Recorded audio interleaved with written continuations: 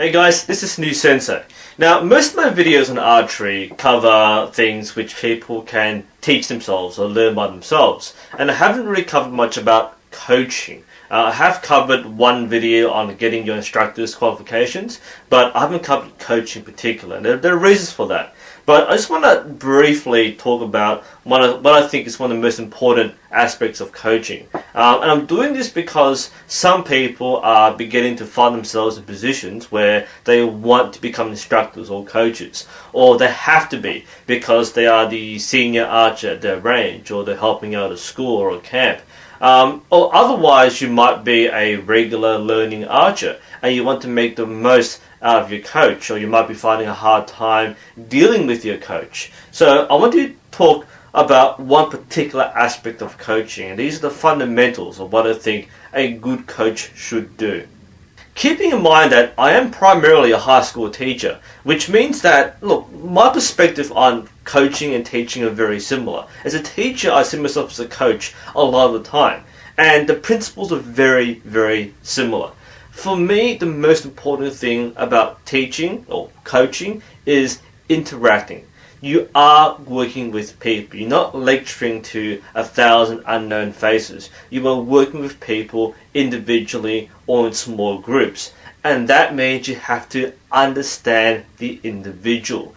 Everybody has their unique personalities and strengths and weaknesses and quirks and learning styles, and you have to be able to recognize them and adapt to them. As your coaching experience increases, you become exposed to a wider variety of different people, and that means you have a bigger toolkit which you can use to apply to each new learner.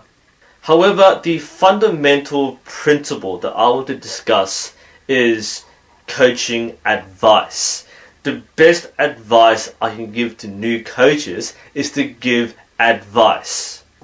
There are two general perspectives on how you teach people. There's the prescriptive manner and there's the descriptive manner. The prescriptive manner is when you follow a set of instructions. This is what an instructor basically does. This is why an instructor is kind of different to a coach. An instructor will run a program. An instructor will be inducted into a procedure on how to teach people. And there are many courses, archery and non-archery, which give you a prescribed course. And same with school, by the way, you teach a prescribed course. So a prescriptivist coach or instructor will look at you and tell you what to do step by step. These are the 10 steps on how to do your shot process. That's being prescriptive. Being descriptive is actually reading what happens in front of you and responding and adapting to that particular person and situation. And you may be drawing on previous experience or prior training, but you are adapting to what the person is doing right there and then. You may not be necessarily following a set procedure. You are simply adjusting and adapting to what is happening. That's being a coach. You're not following instructions. You are giving a unique perspective on each person you teach. That's what coaching really is. And I think if you want to become a coach or become a better coach, you have to be able to diversify your skill set so that you can cater to more people individually. A coach will analyze, assess, and advise. Now, a coach might use different tools to do so. They might use videos to analyze, they might do slow motion capture, they might go to a training facility and do multiple angle shots in slow motion and so on. And that's great. But no matter what tools you use or don't use, you have to be able to assess what's happening in front of you.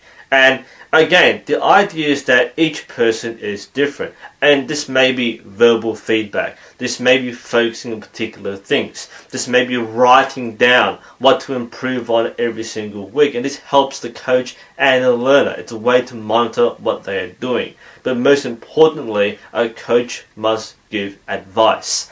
Advice is fundamental to coaching.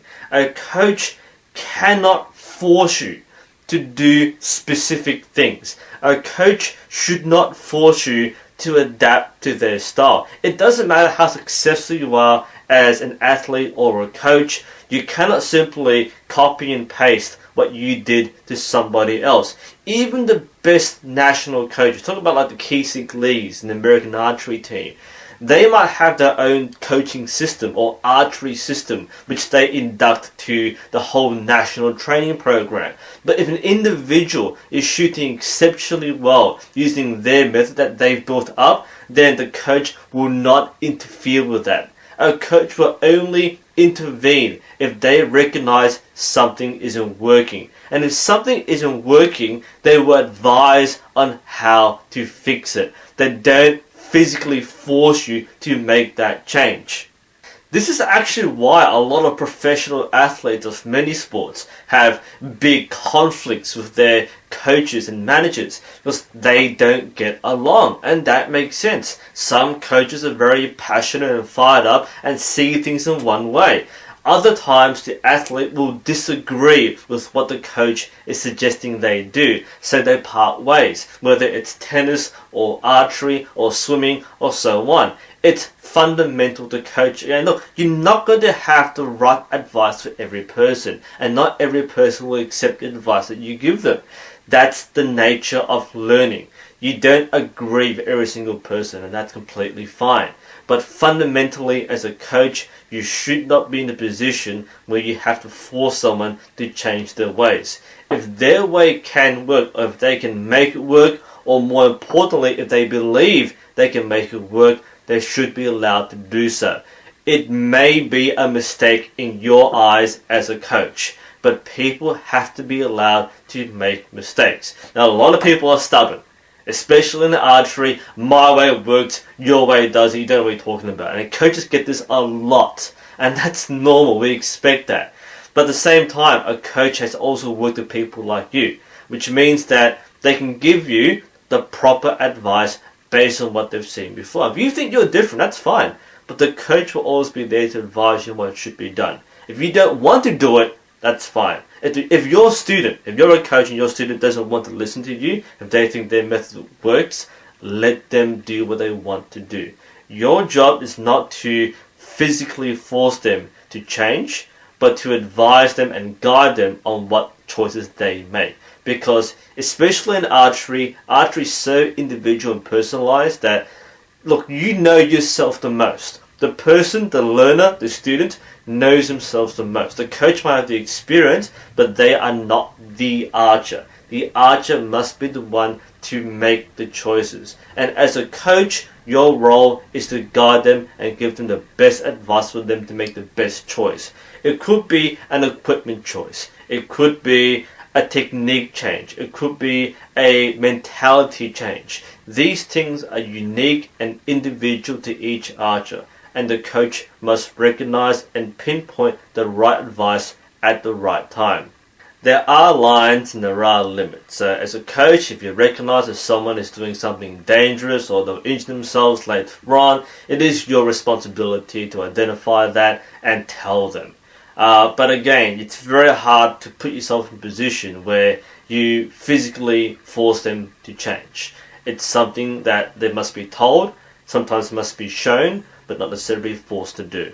It's still just advice. And again, one of the things I see with coaching is that it's not often that a coach will ask someone to demonstrate their technique, because it's not about copying other people. If you want to copy people, just watch World Archery on YouTube and copy the best archers. A coach will guide you and will build you up to there, but they won't tell you, shoot like this person.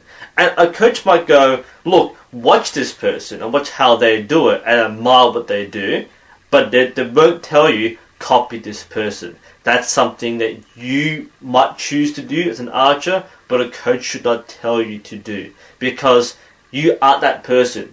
You are you.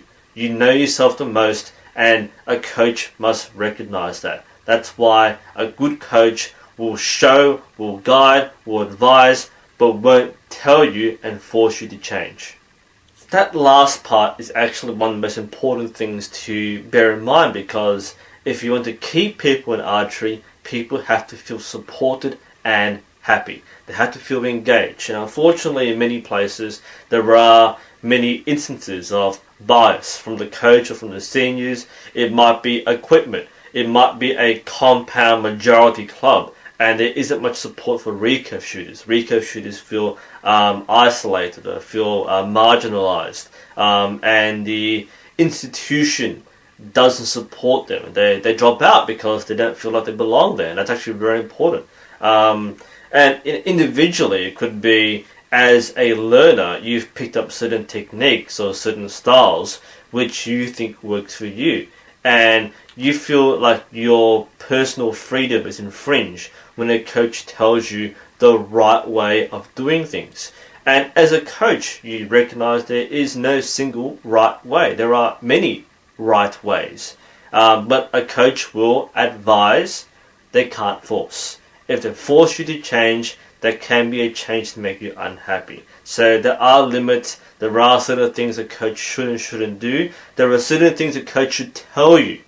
But fundamentally, if you don't want to change, if you as a learner don't want to alter the way you do archery, then it isn't up to the coach. It's up to you. But as a coach, your job is to simply say it as it is, give guidance and advice and direction on how archers should grow, but mostly it's a hands-off experience. You don't want to shoot for them because you are them. Let them practice their style, their technique, and let them make their own mistakes. That's how we all learn and all should learn. You are a guide and a mentor, but you are not the athlete. Anyway, that's my rant, I guess, on coaching and teaching. I know a lot of people have had both positive and negative experiences on both sides, as a coach and as a learner. I wasn't really intending on making a big series out of this, but if people want to ask questions or get more perspective on what happens at their club, or people who want to become instructors or coaches, I'm quite happy to share my insight and experience. So feel free to ask below. Anyway, this is New Sensei. Hope this was interesting and helpful. Thanks for watching. I'll see you next time.